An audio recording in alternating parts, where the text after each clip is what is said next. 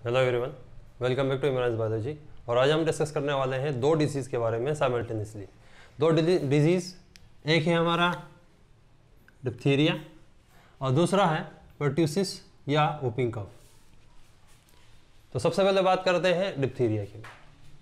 Diphtheria एक bacterial disease है, एक कंटेजियस डिजीज़ है जो कॉरिनीबैक्टीरियम डिप्थीरी नाम के बैक्टीरिया से होती है। और इस बैक्टीरिया का जो ट्रांसमिशन या स्प्रेड होता है वो ड्रॉपलेट इन्फेक्शन से होता है। ये एयरबॉर्न डिजीज़ है। खांसने छींकने वगैरह से जो एरोसोल्स निकलते हैं वो दूसरे पेशेंट के अंदर पहुंचने पर ये उन्हें इन्फेक्ट करता है। और ये बच्चों के अंदर, ख़ासतौर पर जो 5 साल के नीचे के बच्चे होते हैं उनके अंदर देखने को मिलता है डिप्थीरिया।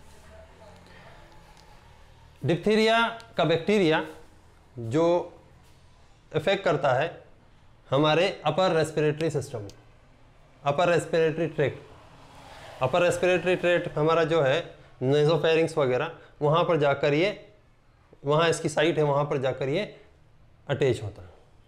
और जब ये अटैच होता है तो वहाँ पर एक तरह का टॉक्सिन रिलीज करता है, एक तरह का पॉइजन टॉक्सिन। जब टॉक्सिन रिलीज करता है और सेल नेक्रोसिस होने लगता है, सेल डेड होने लगते हैं। और सेल डेड होते होते वहाँ पर एक मेम्ब्रेन टाइप स्ट्रक्चर बन जाता है जिसको हम स्यूडो मेम्ब्रेन बोलते हैं। स्यूडो मीन्स फॉल्स, मेम्ब्रेन नहीं होती लेकिन मेम्ब्रेन जैसा एक स्ट्रक्चर, एक कोटिंग हो जाती है, वाइट कलर की वाइटिश कोटिंग हो जाती है हमारे नेज़ोफेरिंक्स में, हमारे टॉन्सिल्स पर। तो ये इसका एक कैरेक्टरिस्टिक्स फीचर भी है कि ये स्यूडो मेम्ब्रेन का फॉर्मेशन हो जाता है। अब ये स्यूडो फॉर्मेशन का फॉर्मेशन हो जाता है जिसकी वजह से बहुत सारे सिम्टम्स भी देखने को मिलते हैं, बहुत सारी दिक्कतें भी पैदा हो जाती हैं। तो सिम्टम्स देखें तो सबसे पहले जैसे सोर थ्रोट, गले में खराश वगैरह हो जाना होता है ना। उसी तरीके से हॉर्सनेस, आवाज़ वगैरह का बैठ जाना, ये भी इसके अंदर देखने को मिलता है। डिफ़िकल्टी इन ब्रीदिंग, जैसे कि ये स्यूडो मेम्ब्रेन बन जाती है तो स्यूडो मेम्ब्रेन बनने की वजह से जो सांस लेने में प्रॉब्लम होने लगती है, सांस लेने में दिक्कत होने लगती है पेशेंट को।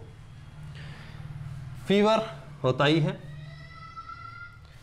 चिल्स, ठंड भी लगती है, नेजल डिस्चार्ज जैसे भी सिम्टम, नेजल डिस्चार्ज भी होने लगता है, मेलेज, बेचैनी वगैरह जो है पेशेंट को देखने को मिलती है।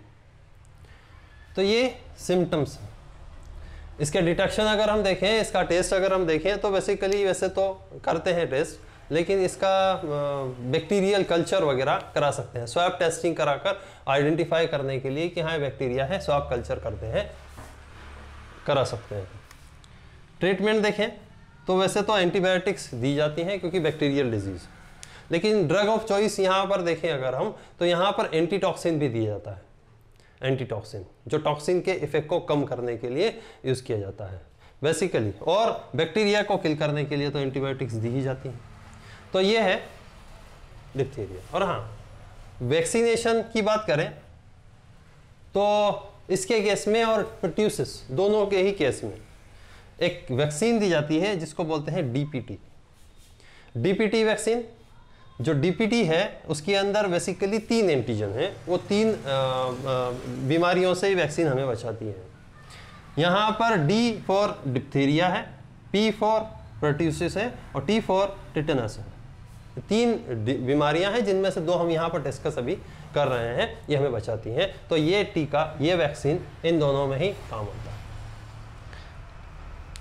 अभी। तो ये तो था डिप्थीरिया के बारे में। डिप्थीरिया के बाद में बात करें हम पर्ट्यूसिस जिसको हम वूपिंग कफ भी बोलते हैं। क्यों बोलते हैं देखते हैं ज़रा। इसको 100 डेज कफ भी बोला जाता है, स्पेशली चाइना के अंदर। ये भी एक बैक्टीरियल डिजीज है जिसका जो कॉजेटिव ऑर्गेनिज्म या पैथोजन जो होता है वो एक बैक्टीरिया है जो है बॉर्डीटेला पर्ट्यूसिस। बॉर्डीटेला पर्ट्यूसिस का भी ट्रांसमिशन या स्प्रेड ड्रॉपलेट इन्फेक्शन से ही होता है, जैसे हमने यहाँ इसको देखा। इसी तरीके से ये भी एक एयरबॉर्न डिजीज है, ये भी ड्रॉपलेट इन्फेक्शन से ही होती है। और इसमें जब बैक्टीरिया पहुंचता है हमारे रेस्पिरेटरी ट्रैक्ट पर, स्पेशली हमारे अपर रेस्पिरेटरी ट्रैक्ट पर, और रेस्पिरेटरी ट्रैक्ट की जो अपर इपिथेलियल वॉल है उस पर जाकर इन्फेक्शन कॉज करता है, और वहाँ के सीलिया पर अटैच होकर जो हमारी अपर रेस्पिरेटरी ट्रैक्ट हैं, वहाँ एपिथेलियम के ऊपर जो सीलिया हैं उन पर जाकर अटैच होता है, इन्फेक्शन कॉज करता है, जिसकी वजह से क्या होता है कि जो हमारा ये जो अपर रेस्पिरेटरी सिस्टम है यहाँ पर स्वेलिंग होने लगती है, इन्फ्लेमेशन होने लगता है, जिसकी वजह से वहाँ पर क्या होने लगता है, वहाँ म्यूकस का फॉर्मेशन भी बहुत तेज होने लगता है। इसकी अगर सिम्टम्स की बात करें तो सिम्टम के अंदर कोल्ड लाइक सिम्टम देखने को मिलते हैं इनिशियल लेवल पर। इनमें कोल्ड लाइक जो हम कॉमन कोल्ड होता है, कॉमन कोल्ड में जो सिम्टम्स दिखते हैं जनरली वो सिम्टम्स देखने को मिलते हैं। इसके अलावा जो म्यूकस, अभी जैसे हमने बात की thick mucus accumulation inside respiratory tract, respiratory tract के अंदर जो है थिक म्यूकस एक्यूमुलेट हो जाता है, इकट्ठा हो जाता है, जिसकी वजह से बहुत ही परेशानी होती है, और इसकी वजह से खांसी आती है, कफिंग होती है, और जो कफिंग होती है वो कैसी होती है, इसकी वजह से होती है सीवियर एंड प्रोलॉन्ज्ड कफिंग अटैक्स।